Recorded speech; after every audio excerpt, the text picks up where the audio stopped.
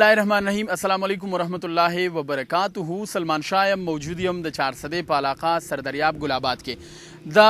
زمونږ چې دا کوم پروګرام ریکارډ کوو د دې په اولني عکسونو کې به تاسو کتلی چې دا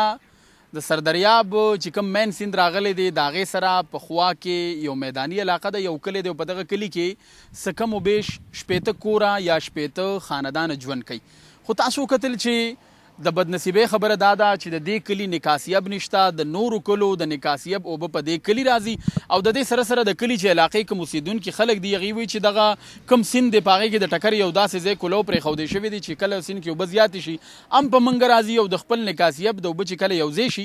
بیا زموږ په کلي کې سیلاب وي. خو له دې تر څنګ یو مهمه خبره دا ده چې کوم د په شکال بارانونه روان شوي دي نو تاسو په دې کلي کې ولیدل چې ماشومان یا خو کښتیو کې ګرځي راځي او یا په ټوبونو کې ګرځي. د علاقې چې کوم خلک دي د هغو موقف دغه دی چې زموږ په کلي علاقه کې د نکاسیب چې کوم مین وله ده نو هغه د ډېرو کلو اوبه نکاسیب په دغه لار راځي، په منګه راځي، بیا چې باران وشي بیا خو بالکل د خیالي او سردریاب منظر ښکاره کوي. دلته چې کوم د علاقې ناظمان دي سپین روبي دي د خلکو څو وارې هغوی ته وي، ډپټي کمشنر ته وي، ټیمو ته وي، ضلعي انتظامیه ته وي، خو هغې د حوالې سره مکمل د خاموشۍ روجې نیولې دي. چارسده جرنلست سلمان شاه، کیمرمین افسر علي مجبورا راغی د کلي ته، اعظم خان دی، نور زموږ ملګري دي، هغوی دا غوښتنه وه چې دا ټیم راشي او زموږ حال وپوښتي. دلته چې کوم خلک موجود دي، کوم د علاقې خلک دي، د هغو سره به خبرې اترې کوو چې د دې باراني اوبو یا د نکاسیب د دې ولاړ اوبو د لاسه د دوی څومره مالي او ځاني زیان شوی دی. زمونږ سره اوسئ، د دغه ملګرو سره موږ خبرې اترې کوو. زما نوم سجاد احمد دی، د ګلاباد سردریاب اوسېدونکی ما او تقریبا 2.5 کاله زما پرې کلي کې وشو چې هر کال 2 میاشتې موږ ته دا تکلیف وي او دا اوبه راځي ټول په من دي، ماشومان په من دي، په موږ په خپله خارخ لګېدلې. زمونږ حکومت څه غم نه کوي، موږ چاله لاړ شو 2-3 څلور پیرې چې موږ ناظم صاحب له لاړو هغه هم دغه یو خبره کوي چې موږ سره پاڼ نشته، دا چل دی هغه چل دی. نو تاسو د خدای خاطر وکړئ زموږ د مرسته وکړئ او موږ مهرباني وکړئ بس موږ ته دا چې پوه شي دا لارې پاخېږي او دا لغتې پاخېږي د دې لغتې نه موږ ته ډېر زیات تکلیف دی. ټولو کلي سره په جنګ یو وي، په موږ اوبه مه راپرېږدئ، بل وي په موږ یې مه راپرېږدئ. موږ څوک وو، موږ څه چل وکړو؟ دې ټول کلي ته دا خواستې زه به دا دغه وکړم چې دا ټول کلي به راوځي، دا روډ به بندوي او دا ګاډي لارې به دا بندېږي، دا روډ باندې به یو ګاډی هم نه چلېږي ځکه چې موږ ته د اوبو نه ډېر زیات تکلیف دی. موږ څه چل وکړو؟ زموږ کوټې چې دی په اوبو کې ډوبې پرتې دي، بېګا ما د دې غمه په میدان باندې پلاسټک تړلی دی او ما چې دی نو ماشومان په هغه پلاسټک لاندې وده کړي دي. زما نوم اعظم دی، زه سردریاب ګلاباد اوسېدونکی یم. موږ د مسله زموږ د ګاونډ مالت ته ټولو ته دا ده چې زموږ ته د اوبو نه ډېر سخت تکلیف دی. زموږ کورونو ته، زموږ د کورونو لارو ته، زموږ کویانو ته، زموږ چې څونه ځایونو ته دي د اوبو ډېر سخت تکلیف دی. موږ ناظم صاحب له هم لاړو، موږ ډي پي او صاحب له هم لاړو، موږ ګل جاپیره چې زموږ څونه مشران دي موږ ټولو پسې وګرځېدو، خو لیکن موږ ته څه مدد د یو کس نه میلاو نه شو. زموږ په ګلي کې د ټولو نه مین مسله چې ده هغه د بجلۍ ده. په دې غونډ گلي کې بجلی شته، زما په دې مالت کې نه ټرانسفارمر شته، نه بجلی شته، نه ګیس شته. په بره مالت کې ګیس شته، په بره مالت کې بجلی شته، په ښکته مالت کې بجلی شته، په ښکته مالت کې ګیس شته. زموږ د جم ګاونډ ته هېڅ قسمه څه سهولیات نشته دی. بیا ورپسې مسله موږ د دغه هېڅ قسمه څه مطلب پوښتنه نه کوو ولې چې دې سرکار موږ له هېڅ قسمه څه رانه کړل. خو لیکن په دې وخت کې چې زموږ د دې سرکار نه څه مطالبه ده هغه دا ده چې دا څو دا ویډیو کې کم وکتل چې دا ماشومان، دا زنانه، دا کورونه په کم حال کې پراته دي. د دې ځای کې د اوبو ډېر انتهایي سخت تکلیف دی. پرون دې مشر خبره وکړله چې دغه ځای کې موږ یو بیمار راویسته په کټ کې، هغه په کوټه کې د کونډو کونډو راوبوي. ټیک شو. دویمه مسله دا ده پرون په دې مالت کې زموږ سهادي وه، دا زنانو دانه دانه بډې والې وې، د تلو لار نه وه. ټیک شو. اوس تاسو وکتل دا کسان ټول لاغونې دي، 3-4 پیرې د ناظم له لاړل، زموږ نور چې کم مشران دي هغوی له لاړل، ډي پي او صاحب پورې موږ لاړو، موږ د ټولو ته وویل خو یو قسمه څه مدد موږ ته نه راځي. کوم ناظم دی د نوم هم راته واخله، دا راته ووایه چې څومره په دې کلي کې کورونه دي؟ زمونږ چې دی سیار کریم ناظم دی او سلیم شاه صاحب له مونږ لاړو. ټیک شو. مونږ د چرسي ډي پي او صاحب له هم لاړو، مونږ د ټولو کسانو لاړو، خو لیکن مونږ له څه قسمه څه هیلپ میله. زما نوم نصیر دی، د ګلاباد اوسېدونکی یم. زموږ مسله دا را چې دا سرکاري ایراد دی د ثابت ګلابات اوبه او د پټو دا پارچو په دې دی او دا په دې راځي او دا ثابت په دې مالت په دې فصلونو داسې روړي زما ورسره خپل فصل د هغې نه زه هر کال څه آمدن نشم اخیستی د دې اوبو د وجې او نور دې کورونو ته ډېر زیات تکلیف دی دونه تکلیف دی ورته چې بیمار نشي وړي ماشومان چې دی په من دي هر وخت دانې پرې راختلي کورونو کې اوبه نشته ځي چېرته کې د سړک نه یې غاړه وړي زنانه ماشومان یې وړي اوبه راوړي او د ډاکټر بې وخته راتلل ورته نشته چې ماشوم پکې بیمار شي زنانه پکې بیماره شي دی له به ډاکټر په کمې راځي نو داسې دي ته د میلمه د غم خادی د هر څه تکلیف دی او بلکې مطالبه هم چې دا چې دا ایراب پوخ شي او د دې مالت د نکم باندې توبه راځي چې دا ورته بند شي زما بادام ګل نوم دی او د للمه کې اوسم دا مې بچي دا تورات او دوه درې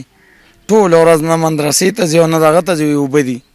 او د کوي او زمونږ د کور اړو پته نه لګي چې کوي کم دی او کور کم دی پرون مې خپله ښځه بیمار وه د دغه ځای نه مې نیولې څه په ټوپونو مې کوره پورې رسولې نو په دې ملک کې به څه د چا نه وغواړو د دې 2 میاشتې وشوې چې د اوبه پکې یو شان ولاړې دي او سم اسخا شوې ده نو شل ځله وپسې لا نور بېګا تلي او بله شپه تلي هغې وایي موږ به ټینډر راکوي د ټینډر نه وروسته به بیا د دې خبرې غم کوو نو بس بیا خو خود به خود چې څنګه موږ له لار راکړه داسې به موږ هم لار ورکړو موږ جی د ګلاباد اوسېدونکو یو صدریابه او جی دا اوبه په موږ باندې هر وخت راځي د نالۍ نه کټونه هم ترې نه شو اچولی جي او باقاعده د ماشومان ته اوس کل د اوبو کې ځي راځي ټول خارخ لګېدلی په وړو باندې په غټو باندې بیماري سټارټ شو جي او دا اوبه په موږ کال په کال باندې راځي خو 2 میاشتې وشوې چې دا یو شانتې د اوبه موږ ته ولاړې دي ناظمانو له لاړو زموږ ناظم چې دی نو خانې دی او سلیم شاه صاحب دی سید کریم دی او سلیم شاه صاحب دی هغوی وایي چې موږ له پڼ پکار دی پڼ موږ سره لاس کې نشته موږ له څه پڼ لاس له راشي نو موږ به تاسو ته دا وکړو تاسو ډي پي او صاحب له لاړ شئ بره لاړ شئ زموږ لاس کې څه دغه نشته نو موږ دا غواړو چې زموږ دا لارې کوڅې پخې شي او دا اوبه په موږ باندې نه راځي ډېر تکلیف دی راته که دا موږ ته دا ځل ونه شو نو موږ بیماریږو دغه کېږو انشاءالله موږ به دا ځل روډ بندو ځکه چې موږ اخري دغه دا دی چې مشر نه به انشاءالله دا ځل خپل حق غواړو که حق میلو نه شو نو حق نه پس به موږ دا ځل روډ بند السلام علیکم موږ چې د ګلابات اوسېدونکو للمې کورونو کې موږ ته د ویڼې نه ډېر تکلیف چې ټولې اوبه راځي او د بره ګلابات د څونه کلي چې د هغې ټولې اوبه دلته را روانې زموږ په دې وړو خارخې ولګېدې ګرځېدې نه شو زنانه پکې بیمار نه شو تللی هسې نه شي تللی بډې والي موږ ته دا لارې کول غواړي او دا ویڼه دا سیډوال پخول غواړي که فرض که دا پوخ نه شو موږ دې خانې ته د ټول ممبران چیرمنانو پسې څو ورځې وګرځېدو موږ به بیا ګلابات روډ بندو نو د دې ګندو لا سرو تقریبا 100-200 کسان به بیماران ماشومان خارخ به موږ خپل هم لګېدلی په دې ټولو خلکو دغه حالات یې دې ګنده اوبو د لاسه بره د څونه پلیشونه دي څونه ویڼه دي دې ته روتي او دلته ویڼه سیډوال نه یې پوخ شوی د دې پخول پکار دي دا ویڼه دي د پور تاسو وګورئ دا ټولې اوبه په موږ را روانې کویان ټول کېناسته آبادي هم ټول کېناسته آبادي هم په اوبو کې ولاړه ده بیمار تکلیف یې موږ ته ډاکټر تکلیف یې ګرځېدل پکې نه شو کولی نه زنانه نه واړه موږ ته کور کې مو اوبو د سکول اوبو تکلیف دی موږ د یو ځای بل ځای نه وړو او دې ټولو په موږ ګرځېدو موږ ته دا لارې او موږ ته مطلب دی د ویڼې نه ډېر تکلیف دی سیډوال او دا ټول دا پخول غواړي موږ د ممبرانو او چیرمنانو او ناظمانو پسې ورغلو خو چا هېڅ کې سمدې باندې موږ سره دغه مدد ونه کړو نو جي چې موږ سره دا کار ونه شو نو موږ به دا غونډ کلي وځو او موږ به بیا ګلابات چوک بندو بیا موږ نه څوک اعتراض نه کوي چې دا ولې ځکه چې موږ ته ډېر زیات تکلیفات دي زموږ آبادۍ غر کې شي دا موږ په غریبانه خلک موږ د آبادۍ جوړې کړي بلو د آبادي غورځېږي دی بیا حکومت موږ له تاوان راکوي څه به کوي زموږ خو بیا وس نشته موږ بیا چې تنګ شو نو په جنګ به شو چې تنګ شو په جنګ به شو موږ بیا روانیم کوو موږ بیا چوکونه بندو روډ به هم بندو هر څه به کوو ځکه چې دا آبادۍ موږ په ډېره مشکله جوړې کړې موږ ټول مزدورکار خلک یو دلته او زموږ څوک تپوس نه کوي موږ به لازمي بیا ورانې کوو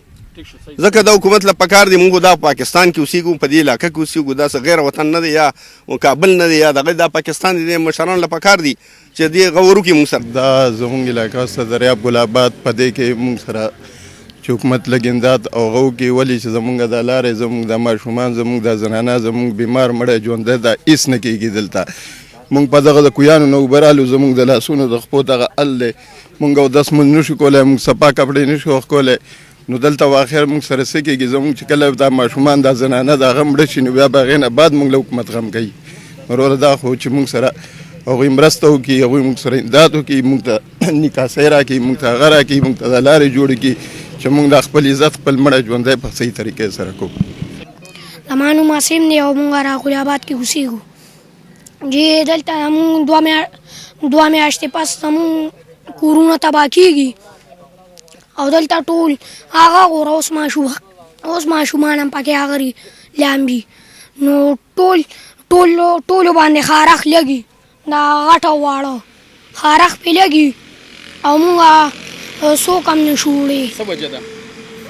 دا وجه چې مونږ ته لاره پخېږي. بالکل تاسو کتل چې د چارسدې ګل آباد سردریاب دغه علاقه ده لل مکلې ورته موږ ویلی شو ځکه چې ارض جبه جبه دی او د نکاسیب چې کومې اوبه دي هغه هم دلته راځي. دې نه علاوه د خندا خبره داره چې کوم ماشومان په دغه سیند کې لامبي نو د هغې بجای دي په دې کلي په اوبو کې لامبي او په دې خلکو کې